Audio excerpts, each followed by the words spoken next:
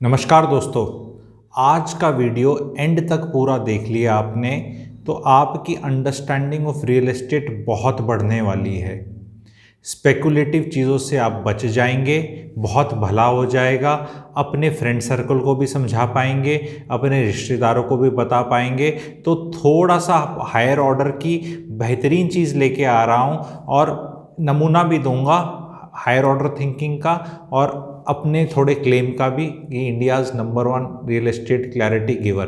तो please end तक आप जुड़े रहना। थोड़े दिन पहले some investors had taken me also for a meeting. कोई दूसरी पार्टी उनको पिच कर रही थी अबाउट सम रियल एस्टेट का कुछ स्टोरी थी तो लेने के लिए। तो उसमें काफ़ी सूट बूट अंग्रेजी हिंदी चाय कॉफ़ी बिस्किट वो वाला माहौल था।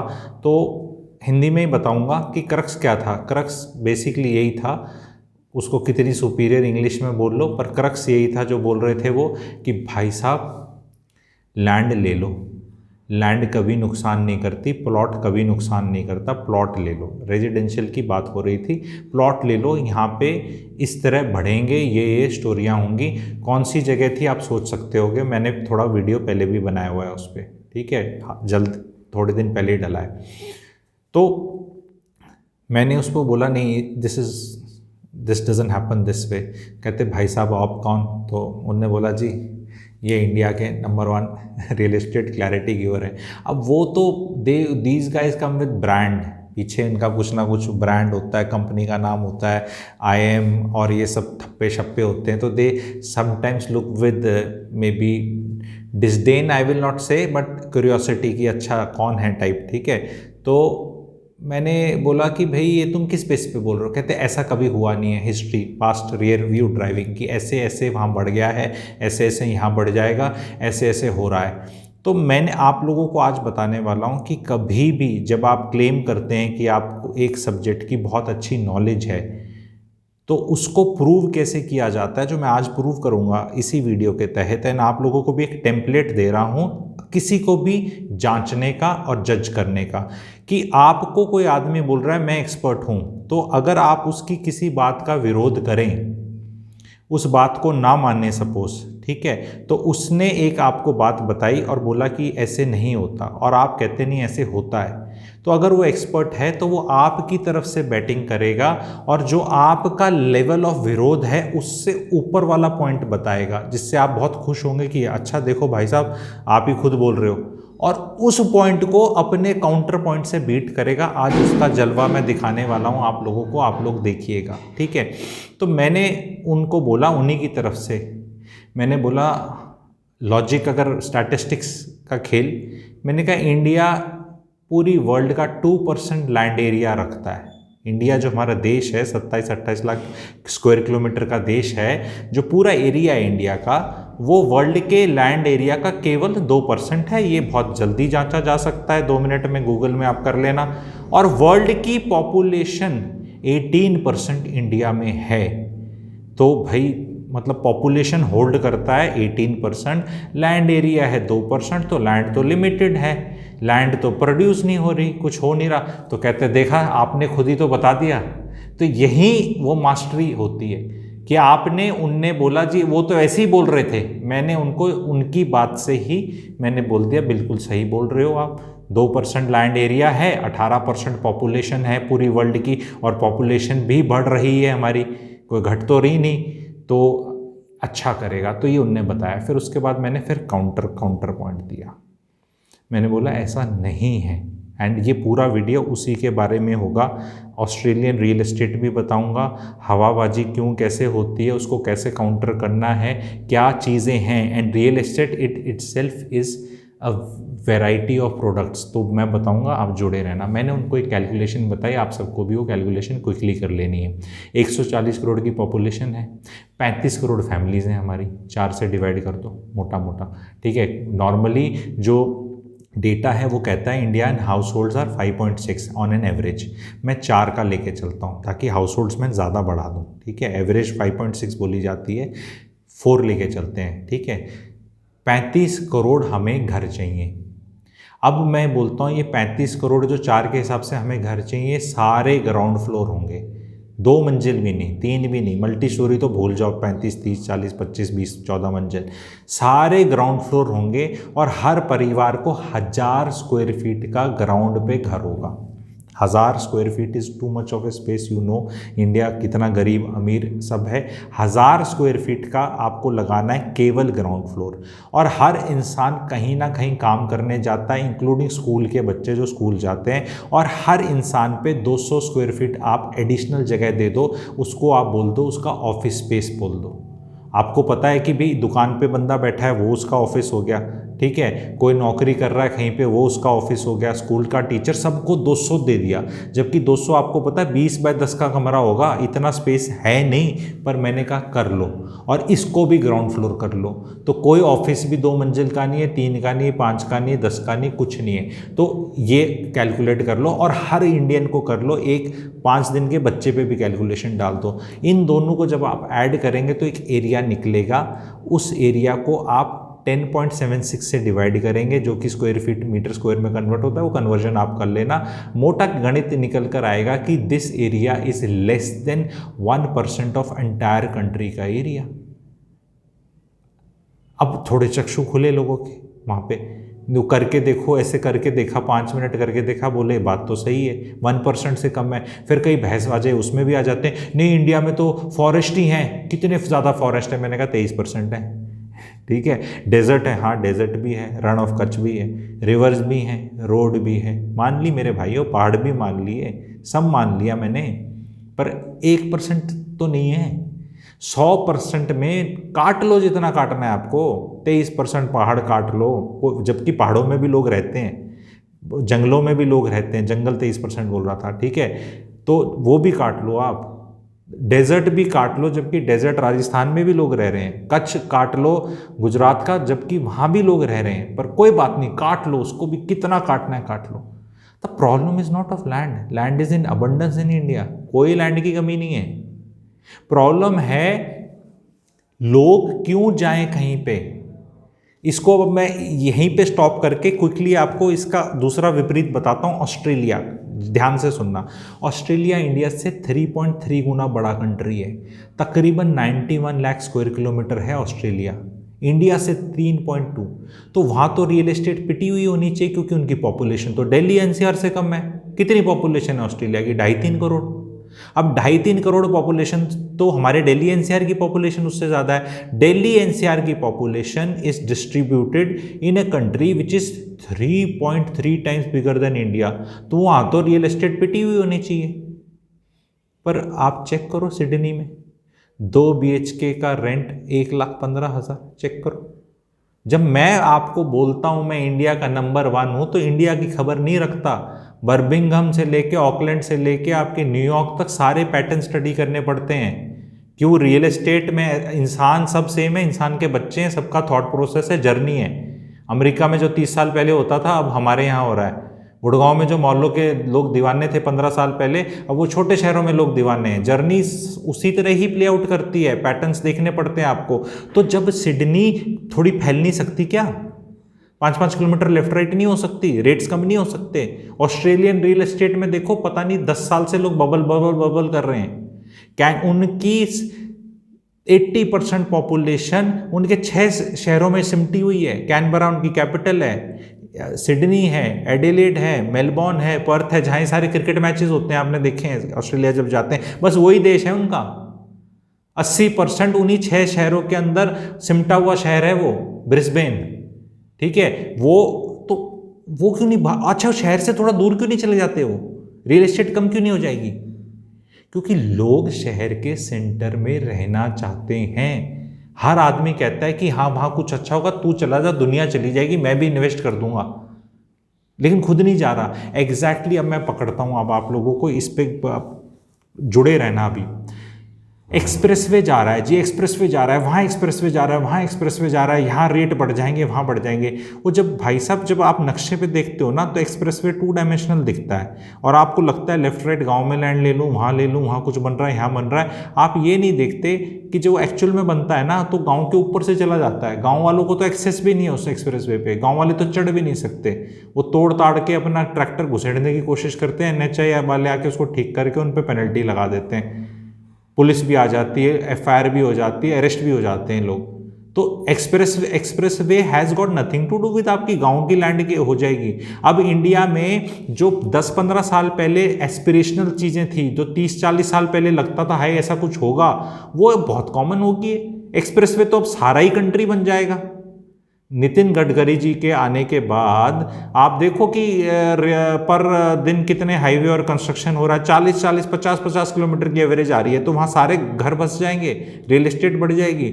आपको मैं अच्छे से समझाता हूँ, देखिए कहीं एयरपोर्ट आ रहा है और नाम लेके बता रहा हूँ आपको, कोई ऐसा इनडायरेक्ट नहीं। जेवर का भूत था, वो एक फितूर बनाए, क्वेश्चन आए लोगों के, ऐसे आए कमेंट्स कि महिपालपुर में 5 लाख रुपए गज हो गया है क्योंकि इंदिरा गांधी के पास था, तो अब यहाँ पे भी ऐसे हो जाएगा। और कमेंट आए कि तुम्हारी ज़िंदगी में तो होगा नहीं, हमारी में हो जाएगा। हम तो, आपको ना तो किसी की उम्र पता किसकी कितनी है और किसकी कितनी लिखी है ये नहीं पता, एस्ट्रोलॉजर का भी आइडिया नहीं आपको। कोविड ने वैसे ही बता दिया है, ठीक है, कि किसी का कोई पता नहीं क्या नंबर है। तो कमेंट जब आप विचलित होते हैं और आपकी आर्गूमेंट्स इस तरह निपट के रह जाती हैं जैसे कि वो न्यूज़ चैनल में करते हैं, तो यानी आप तर्क का और वो संवाद में आप आना नहीं चाहते, आपका लॉजिक चला जाता है। आप बाहर बैठे हैं फॉरेन कंट्री में, आप कहीं ग्रेटर नोएडा साइड के लोग हैं, आप यूपी के लोग हैं, और आपको मैं बता रहा हूँ, आज मैं यूपी वालों को और एग्जाम्पल से सबको, हरियाणा वालों को सबको क्लियर बताने वाला हूँ। जो अभी तक 11.5 मिनट तक वीडियो हो गया है, अब थोड़ी देर और जुड़े रहेंगे, पूरी क्लैरिटी हो जाएगी। इंडस्ट्री जहाँ जाती है उसकी ऑरा इंडस्ट्री की हो जाती है, वहाँ रेजिडेंशियल रियल एस्टेट नहीं बढ़ती। मैंने कभी नहीं कहा जेवर अच्छा नहीं करेगा और वहाँ कुछ दाम नहीं बढ़ेंगे, पर रेजिडेंशियल के स्पेकुलेटिव जोन में हैं आप। वहाँ पे 18-20 सेक्टर के अंदर रेट 20 से 24 हज़ार हो गए और लोग कह रहे हैं 3 साल में 60 हज़ार हो जाएंगे। तो सब कुछ ही बिटकॉइन बन जाएगा without you understanding the total dynamics of it. हर आदमी वो कह रहा है कि वहाँ कोई आएगा, और किसी से पूछो तू जाना चाहता? नहीं, मैं तो नहीं जाऊँगा, मैं तो इन्वेस्ट कर रहा हूँ। जहाँ वही तो आपका साथ शहर में ग्रेटर नोएडा में हुआ, वही काम कर रहे हो आप लोग सारे के सारे फिर से दोबारा। कोई अंडरलाइंग आदमी खुद जाने वाला पता नहीं कर रहा। आप वहाँ इंडस्ट्री जो आ रही है, इंडस्ट्री के अंदर तो कैंपस के अंदर ही लोग रहेंगे। अभी गवर्नमेंट ने कोविड के बाद निकाल तो दिया, अलाउ तो कर दिया कि जितनी भी इंडस्ट्रीज हैं वो अपने कैंपस में रेजिडेंशियल बना सकती हैं। और जो मजदूर लेवल के लोग हैं, लेबर क्लास लेवल के लोग हैं, और जो जिनकी तनख्वाहें 15, 20, 25, 30, 35 हज़ार तक सिमट जाएंगी, तो वो आपके उन प्लॉटों पर क्या कोठी बनाकर आप उनको दोगे? मतलब कौन रहेगा वहाँ प्लॉट पे? You have to ask this question. आप कहते तो नहीं एयरपोर्ट आ गया, एयरपोर्ट तो इंडिया में हर जगह आना है। एयरपोर्ट का मैं एग्जांपल पहले भी दे चुका हूं कि बीकानेर में है एयरपोर्ट, आपका भटिंडा में है, हर जगह एयरपोर्ट है।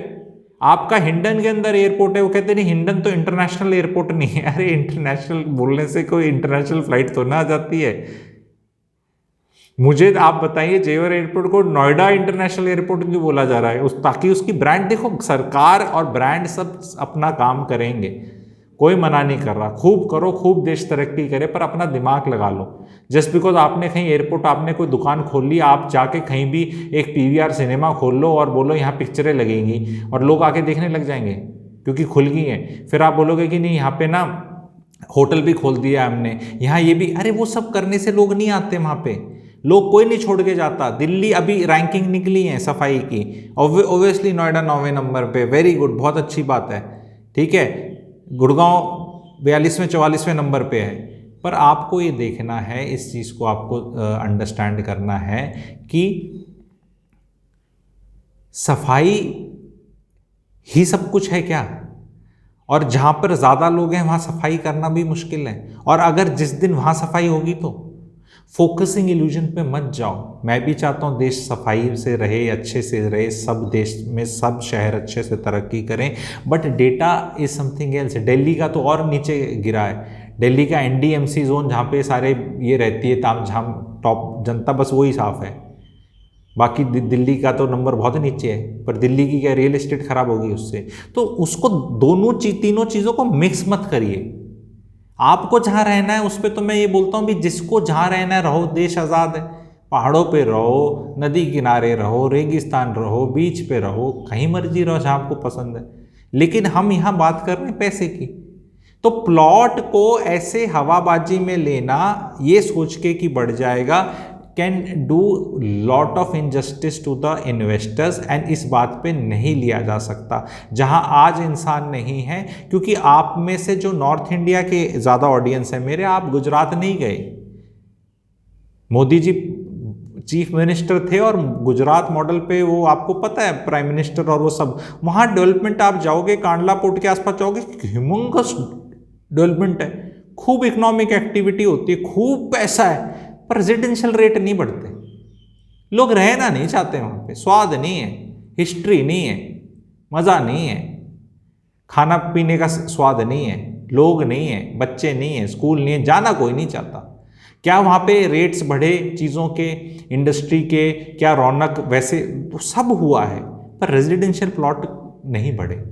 तो आपको अब देखना है, मैं एग्जाम्पल्स के तौर पे भी बताऊंगा, ये वीडियो बड़ा ज़रूर हो जाएगा, पर मैं इसका एक फॉलोअप वीडियो बनाऊंगा एंड उसमें मैं आपको बताऊंगा ये उत्तर प्रदेश की बहुत ग्रेट स्टोरी वर्कआउट कर रही है। उत्तर प्रदेश के एग्जाम्पल से मैं बताऊंगा कि उत्तर प्रदेश में किधर पैसा लगाना है, क्यों लगाना है, तर्क संगत बताऊंगा।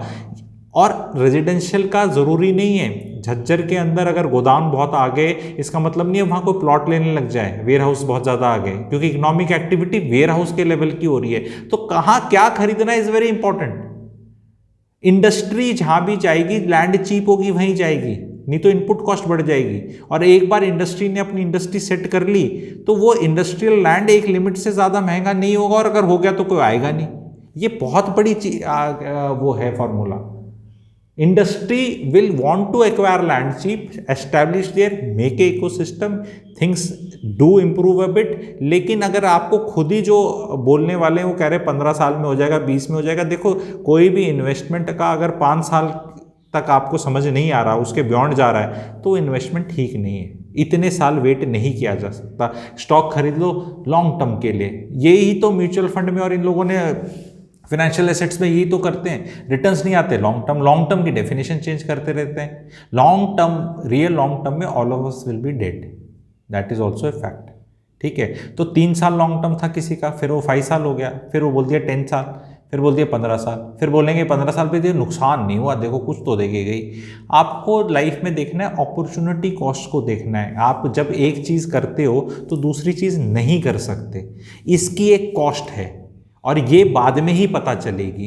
तो जो मिडिल क्लास है उसको इस जोन में, इस जगह, इसमें नहीं जाना, क्योंकि एक बार आपने डाल दिया और वो कुछ मिला नहीं। तब मैं इस पे वीडियोस आपको बताऊंगा कि कैश फ्लो में डालना है आपको, because that cash only defines your quality of life. आपका प्लॉट पड़ा हुआ बढ़ रहा है, घट रहा है, स्टैग्नेटेड हो रखा है, उससे आपकी लाइफ में कोई पॉजिटिव इन्फ्लुएंस नहीं आना है।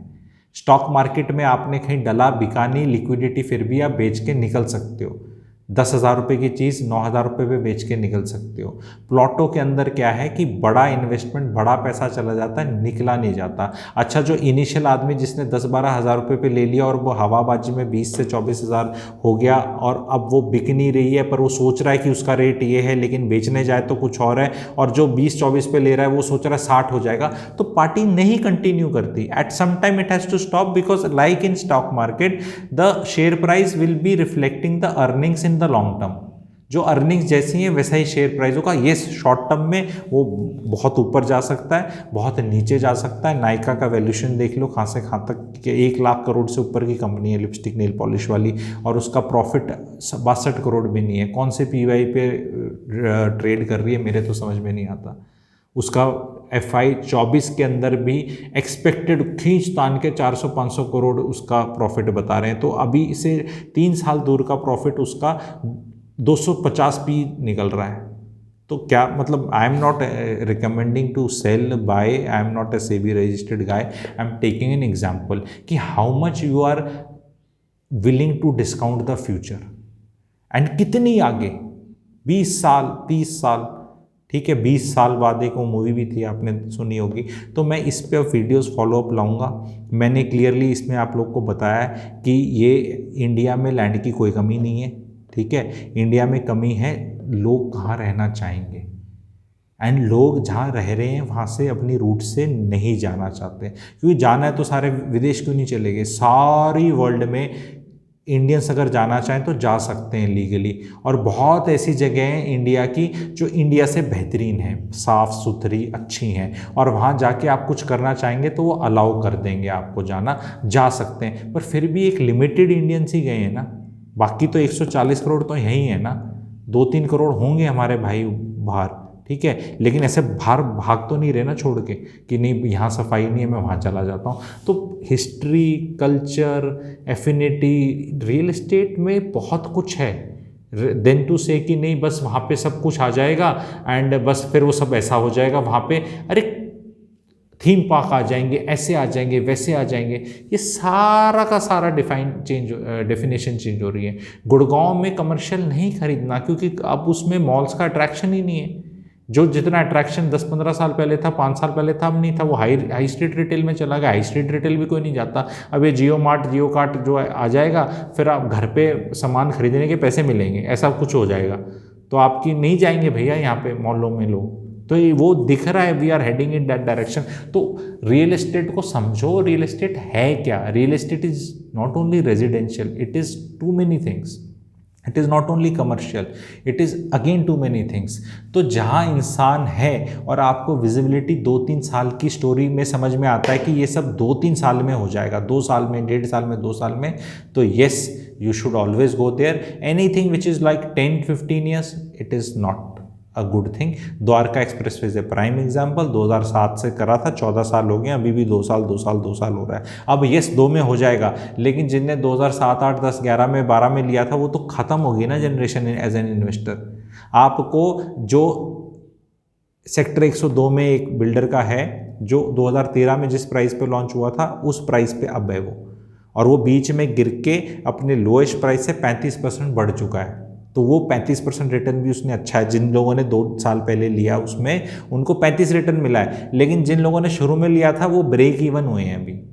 तो ये सब एस्पेक्ट था मेरा लाना। आप लोग को वीडियो कैसा लगा, इसमें कुछ अच्छा लगा, कुछ समझ में आया, कुछ आप इसके अगेंस्ट हैं, कुछ तर्क संगत बात करो, लॉजिक के हिसाब से कमेंट में लिखो। जस्ट ये मत लिखो कि नहीं तुम अपनी जानकारी हासिल करो। मान लो मेरी जानकारी कम है या गलत है, अगर मैं बोलता हूँ कि इंडिया की पॉपुलेशन 140 करोड़ है, ये गलत है बताइए। इंडिया का एरिया 2% बता रहा हूँ, गलत है बताइए। ऑस्ट्रेलिया का जो मैंने एरिया बताया और वहाँ की पॉपुलेशन बताई और रेट बताए वो बताओ गलत है। बी वेरी स्पेसिफिक कि ये इन्फॉर्मेशन गलत बताई गई है और ये इन्फॉर्मेशन है या इन्फ्रेंस गलत बताया गया है, तो वो बताएंगे। एंड मैं अब बताऊंगा अगले वीडियोस में कि अगर आपको बहुत पैसा उछल रहा है और रेजिडेंशियल में अगर आपको नहीं समझ में आ रहा और आप खतरों के खिलाड़ी बनना ही चाह रहे हैं, तो मैं आपको बहुत प्यारे एग्जाम्पल्स के साथ बताऊंगा। क्या आप वो एग्जाम्पल जानना चाहते हैं तो प्लीज़ लिखना येस एग्जाम्पल, येस एग्जाम्पल आप लिखना। येस एग्जाम्पल आप लिखेंगे तो मैं आपको बताऊंगा कि क्या बेहतरीन खेल चल रहे हैं। वो आपको सिलेबस ही नहीं पता रियल एस्टेट का कि ऐसे भी दिमाग से कुछ किया जा सकता है कि जहाँ बिना कुछ इन्वेस्टमेंट करे अपनी जेब से, सिर्फ based on information you can make money.